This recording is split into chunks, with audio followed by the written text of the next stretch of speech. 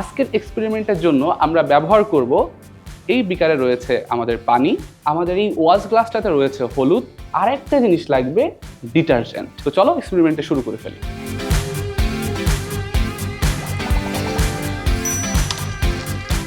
যে কাজটা ফার্স্টে করব সেটা হচ্ছে এই যে ওয়াশ গ্লাসে যে হলুদটা ছিল, এই হলুদটা সুন্দর মতো আমরা এই পানিতে মিশিয়ে দিব।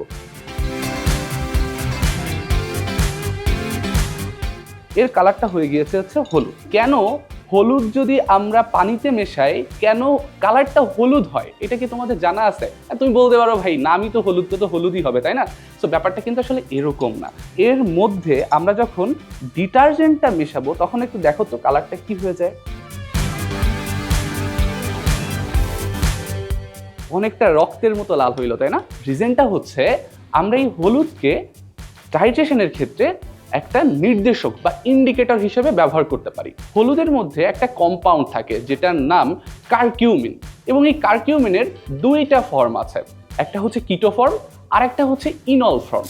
যখন এইটা অ্যাসিডিক কিংবা নিউট্রাল মিডিয়াম হয় তখন কিটো ফর্মটা ডমিনেট করে, এবং এই কিটো ফর্মের জন্যই তুমি যখন সিম্পলি এই হলুদটা পানিতে মেশাও কালারটা তোমার ইয়েলো বা হলুদই দেখায়। কিন্তু যখন আমরা ডিটারজেন্টটা মেশালাম, ডিটারজেন্ট অ্যাকচুয়ালি কি বলতো? ডিটারজেন্ট হচ্ছে একটা তোমার বেসিক কম্পাউন্ড, অর্থাৎ এখানে ক্ষার উপস্থিত থাকে। সো ক্ষার যখন তুমি এর মধ্যে মেশাচ্ছ তখন স্বাভাবিকভাবে কি হচ্ছে, পিএইচটা বেড়ে যাচ্ছে, এবং এই পিএইচ বাড়তে বাড়তে যখন 8 বা 8 থেকে বেশি হয়ে যায় তখন কিটো ফর্মটা তোমার শিফট করে হচ্ছে ইনল ফর্মে, এবং এই ইনল ফর্মের কালারটা হয়ে যায় রেড।